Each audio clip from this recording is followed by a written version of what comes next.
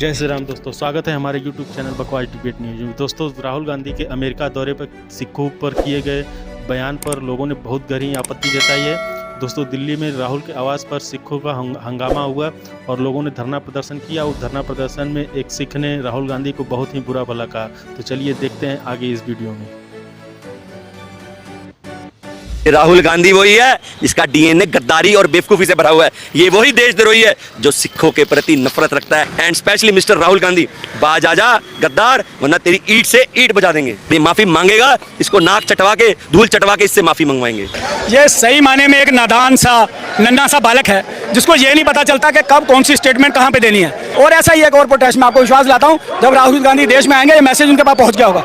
जब वो देश के अंदर आएंगे और उनके घर में एक बड़ा प्रोटेस्ट या कहीं पे भी जब उनका राहुल गांधी ने विदेश की धरती पर सिखों का फिर एक बार अपमान किया है। पहले कांग्रेस ने सिखों का नरसंहार किया और वही राहुल गांधी जो है वो विदेश की धरती पर अपमान कर रहे हैं। ये राहुल गांधी वही है जिसका डीएनए गद्दारी और बेवकूफी से भरा हुआ है। ये वही देशद्रोही है जो सिखों के प्रति नफरत रखता है।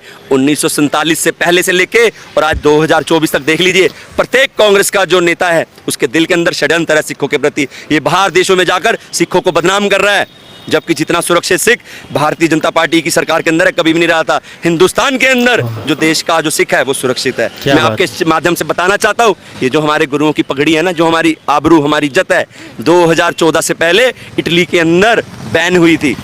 कांग्रेस की सरकार का सम्मान हम लोग भी करते हैं। कांग्रेस का प्रधानमंत्री था, उनके मुंह से एक शब्द सिखों के प्रति, इस हमारी पगड़ी के, हमारे ताज के प्रति कुछ नहीं बोला गया।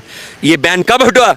जब माननीय प्रधानमंत्री जी ने 2014 में शपथ ली और उसी वक्त नरेंद्र मोदी जी ने संज्ञान लिया, इटली के हाई कमान से बात करी और जो ये बैन था तभी हटा। आप बताइए, आए दिन फूट डालो शासन करो की राजनीति को अपनाते हुए सिखों के अंदर फूट डालना चाहते हैं। मैं आपको बता दूं, 100% सिख एजुकेटेड है और समझदार है। वो समझता है इनकी दोगली राजनीतियों को। 2024 के अंदर किस तरह सिख समुदाय ने भारी बहुमत से माननीय प्रधानमंत्री जी को वोट दिया है और जिताया है। और मैं I want to beware every कांग्रेसी and specially mister Rahul Gandhi, बाज आजा गद्दार, वरना तेरी ईंट से ईंट बजा देंगे।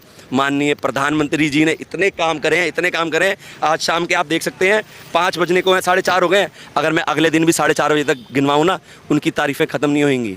इतने काम कर दिए हैं। जो सिखों का इतिहास था, 26 दिसंबर को जो माननीय प्रधानमंत्री जी ने वीर बाल दिवस मनाया है, वो समूचे देश में नहीं समूचे विश्व में जो सिखों का इतिहास बचाया है। क्या पन्नू ने आज तक किसी सिख नरेंद्र मोदी जी की तारीफ करी है? नहीं करी, क्योंकि उसको उनकी तारीफ राशि नहीं आएगी, क्योंकि वो भ्रष्टाचारी खुद देशद्रोही है। इससे पूरा हम सबको सिखों को पता चल चुका है कि कौन सिखों का हितैषी है और सिखों का विरोधी है। कह रहे हैं कि सिखों के लिए प्रधानमंत्री नरेंद्र मोदी ने बहुत ज्यादा काम किया है, पर राहुल गांधी तो विदेश में कई बार इस बात को कह चुके हैं कि आज देश में लोकतंत्र खत्म करने वाला कोई और नहीं बल्कि प्रधानमंत्री नरेंद्र मोदी ही। मैडम, लोकतंत्र कब खत्म होता है? जब इमरजेंसी लगती है।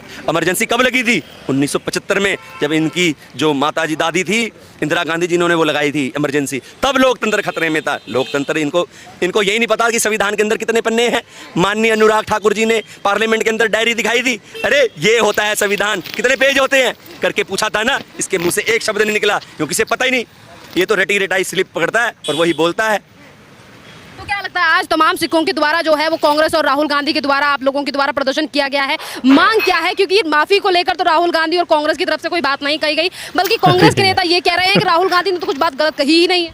मैडम, अगर गलत ना कही होती तो ये नॉन पॉलिटिकल जो इतना सिख समाज आया था, हजारों की गिनती में तांता लगता हुआ, ये पूरा ट्रैफिक जाम था, किस लिए हुआ? उनकी पीड़ा हर्ट हुई है, दर्द में उनकी भावना पीड़ा हर्ट हुई है, इसीलिए आज दिल्ली का सिख रोडों पर आया। और कांग्रेस के जो ये राहुल गांधी है, जो राहुल बाबा है, जो शहजादा है, इसके खिलाफ यहाँ पे प्रदर्शन करने आए। अगर इसके दिल में अगर जरा सी भी होती ना क्षमा करने की या कुछ भी बात होती, हमारे सिखों के प्रति भावना होती, तो यहाँ पर आके माफी मांगता। और ये माफी मांगेगा, इसको नाक चटवा के धूल चटवा के इससे माफी मंगवाएंगे। सर, राहुल गांधी ने फिर एक बार सिखों का अपमान किया है और कांग्रेस कह रही है कि राहुल गांधी ने जो भी कहा है वो बहुत सही कहा। ये सही माने में एक नादान सा नन्हा सा बालक है जिसको ये नहीं पता चलता कि कब कौन सी स्टेटमेंट कहां पे देनी है। हमेशा कांग्रेस ने, आप इतिहास उठा के देख लीजिए, जब से देश आज़ाद हुआ है, लगभग 75-77 साल होने वाले हमारे देश को आज़ाद हुए, और कांग्रेस ने जितना घाण सिखों को, जितना नुकसान, चाहे ऑपरेशन ब्लू स्टार हो, चाहे 84 की हो, 84 में भी, इसको हम राइट्स नहीं बोलते, राइट्स होते हैं दोनों तरफ से। ये हम सोए हुए सिखों को नरसंहार किया गया। और ऑपरेशन ब्लू स्टार जब हुआ ये भी इन्हीं की देन थी।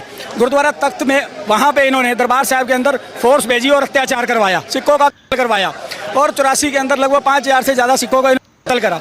आज फिर जब देखते हैं कि नरेंद्र मोदी जी सिखों के लिए काम पे काम किए जा रहे हैं, करतारपुर साहब का लांघा उन्होंने खोला, वीर बाल दिवस हमने उन्होंने सिखों के लिए दिया, और हेमकुंड साहब में रोपवे बनाने का काम किया, और 5 तख्तों की जो हमारी यात्रा है, अगर उन्होंने 4 धाम की यात्रा शुरू करी तो 5 तख्तों की यात्रा जो हमारी सचखंड है उनकी यात्रा भी शुरू कराई, उसकी ट्रेन भी शुरू कराई। ये बातें इनको हजम नहीं होती, ये बार बार कटाक्ष करते हैं सिखों के अंदर। आज 84 के बाद सिख इनसे जुड़ना नहीं चाहता। आज फिर एक बार प्रधानमंत्री मोदी जी के साथ लगातार सिख जुड़ते चले जा रहे हैं, चाहे थोड़ा थोड़ा करके जुड़ रहे हैं लेकिन जुड़ रहे हैं। एक दिन दोबारा आएगा कि सब लोग देखा कैसे सिख समाज ने अपना विरोध प्रदर्शन दायर किया। वैसे भी राहुल गांधी को नहीं बोलना चाहिए था, किसी भी कम्युनिटी के बारे में ज़्यादा नहीं बोलना चाहिए।